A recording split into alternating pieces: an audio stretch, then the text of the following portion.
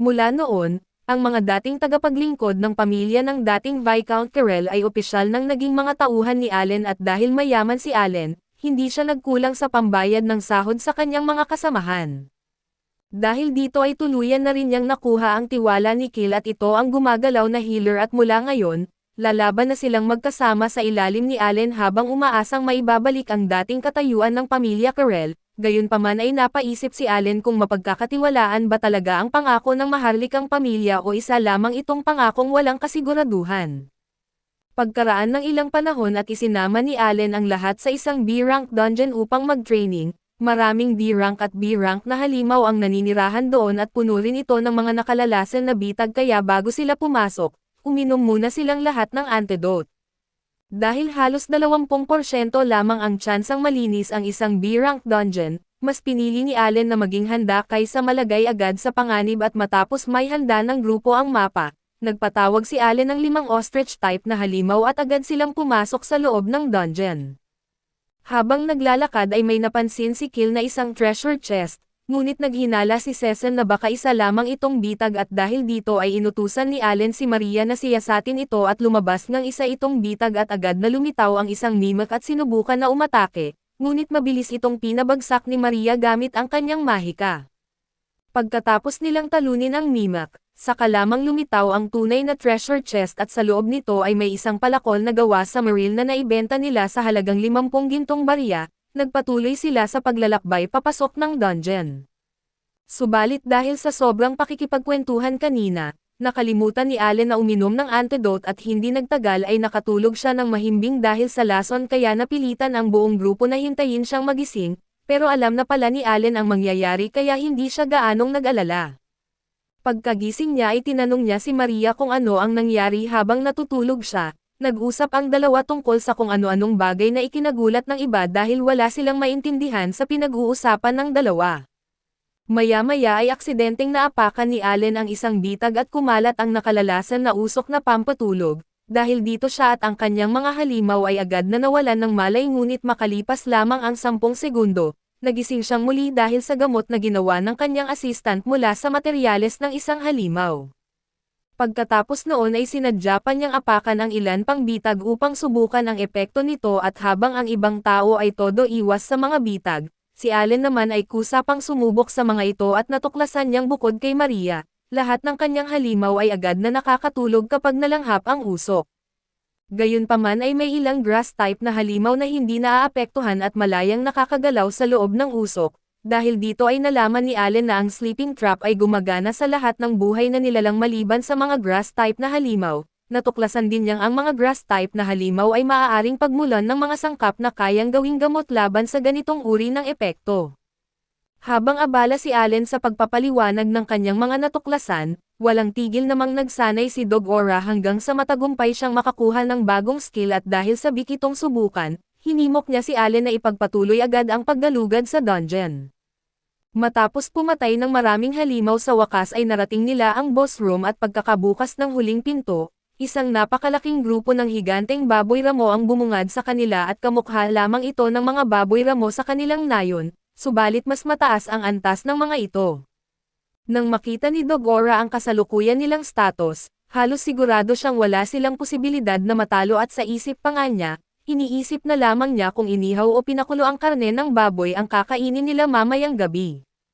Sa nakalipas na ilang buwan ay mabilis na tumaas ang level ng buong grupo, samantalang si Allen ay halos hindi umuusad at noong una ay akala niya siya lamang ang may summon na nagbibigay ng bonus experience, kaso nalaman niyang mayroon din pala ang kanyang mga kasamahan. Habang normal na mode ang laro ng iba ay tila nasa pinakamahirap na mode naman si Allen, kaya hindi katakatakang nalampasan siya ng lahat sa level at nagsimula ang laban ay ipinatawag ni Allen ang kanyang mga summon upang harapin ang mga kasamang halimaw ng boss. Samantala ay nagbigay naman si Sin ng support magic upang makalapit sina Krena at Dogora sa pinuno ng mga baboy ramo, hindi pa man nakaka-respond ang boss ay mabilis na itong sinalakay ng dalawa at habang naguguluhan pa ito, agad na pinakawalan ni Krena ang isang malakas na slash na tuluyang tumapos sa boss. Kaagad namang gumamit si Kill ng healing magic upang pagalingin ang lahat bago sila lumapit sa treasure chest, Sa loob nito ay may isang pares ng scarlet gloves na nagkakahalaga ng ilang daang gintong barya at nang marinig iyon ng asawa ni Kill, agad na kumikislap ang kanyang mga mata. Palagi man itong sinasabing para iyon sa pamilya, halata namang tuwang-tuwa siya tuwing may malaking perang nakikita at dito rin napagtanto ni Allen na hindi mahina ang mga normal na adventurer, sadyang napakalakas lamang ng mga halimaw sa lugar na kanilang pinaglabanan. Kaya nangako siya na bago sila makapagtapos sa akademya, sisiguraduhin niyang magiging napakalakas ng kanyang mga kasamahan at pagkaraan ng isang buwan, halos araw at gabi nang pinagsasanay ni Allen ang kanyang grupo sa loob ng dungeon. Nakalikom sila ng humigit kumulang 35,000 C-rank magic stones at 425 gintong barya. Kung gagamitin niya ang mga C-rank magic stone bilang puhunan, makakabili siya ng mahigit 300,000 D-rank magic stones dahil 50,000 piraso lamang ang maaaring bilhin ng bawat tao kada buwan. Ginamit ni Allen ang perang kinita upang bumili ng karwahe para mas madali silang makapaglakbay, pati na rin ng isang magic clock at pagkatapos nito ay matagumpay na naipasa ng buong grupo ang kanilang final exam at nagsimula ang 2 buwang bakasyon sa akademya. May isang guro pang ang nakita ang napakalaking record ng grupo sa pag-clear ng dungeon kaya hindi na sila gaanong pinahirapan sa pagsusulit. Sa panahong iyon ay madalas ipadala ni Allen ang kanyang ibon upang makipag-usap sa kanyang pamilya at maghatid din ng mga sulat ni Nagrena at Dogora sa kani-kanilang tahanan. Kamakailan lamang ay isinama rin ng kanyang mga magulang ang kanyang nakababatang kapatid na babae sa simbahan upang masuri ang kanyang talento. Ngunit lumabas na wala itong espesyal na kakayahan at inalog ni Allen ang kanyang kapatid at sinabing ayos lang iyon dahil siya ang pinakakahawig ng kanilang mga magulang, bagamat maganda ang intensyon ng kanyang sinabi na parang may kakaiba pa rin itong dating. Hindi magtatagal ay mapromote ang ama ni Allen bilang pinuno ng isang bagong gawang nayon, hindi lamang ang pamilya Allen kundi pati ang pamilya Dogora ang lilipat doon at dahil mamamahala na ang kanyang ama sa buong nayon. Umaasa si Allen na matututo na rin itong magbasa at magsulat upang hindi na puro thumb mark ang gamitin sa pagpirma ng mga dokumento. Iniulat din ni Allen sa Panginoon ng kanilang lupain ang kalagayan ng anak ng pamilya Carell at kahit nagkaroon sila ng alitan noon, isa na ngayon si Kill sa kanyang mga kasamahan kaya hiniling niyang huwag na itong ipag-alala. Ikinwento rin niya na nangako si Kill ng sugo ng maharlikang pamilya na maibabalik ang dating katayuan ng pamilya Carell kapag natapos niya ang kanyang serbisyo sa digmaan, dahil dito ay tinanong niya ang Panginoon kung mapagkakatiwalaan ba ang pangakong iyon. Ipinaliwanag ng Panginoon na base sa mga sinabi noon ng prinsipe, halos imposibleng maibalik pa ang dating katayuan ng pamilya Carell at malaki rin ang posibilidad na isa lamang itong patibong na binalot sa matatamis na salita. Dahil ang mga maharlikang makaliligtas sa digmaan ay makakatanggap ng napakalaking gantimpala, maraming magulang ang kusang nagpapadala ng kanilang mga anak sa labanan. Upang mapanatiling ligtas ang kanilang mga anak, sinisikap nilang laging may healer na kasama ang mga ito kaso kakaunti lamang ang mga healer sa mismong digmaan dahil karamihan sa kanila ay kinakailangan sa loob ng bansa, dahil dito ang mga elf ang kadalasang umaako sa tungkuling iyon. Gayunpaman ay hindi sila kumikilos para sa kapakanan ng iisang tao lamang. Sa larangan ng digmaan, ang mga healer ay iniisip lamang na parang mga gumagalaw na potion at inuubos nila ang lahat ng kanilang mana upang pagalingin ang mga maharlika hanggang sa sila mismo ang mamatay sa pagod at kahit matapos nila ang kanilang serbisyo, gagawin pa rin ng mga maharlika ang lahat upang manatili sila sa digmaan. Nang malaman ng ama ni Kill na may kakayahan itong magpagaling, agad niya itong pinalaya sa kanilang teritoryo upang mailalayo sa kapahamakan kaso sa huli ay natagpuan pa rin siya ng sugo ng maharlikang pamilya. Natatakot ang Panginoon na baka gamitin lamang si Kill bilang isang sakripisyong pyesa sa digmaan, bagay na labis na ikinagalit ni Allen.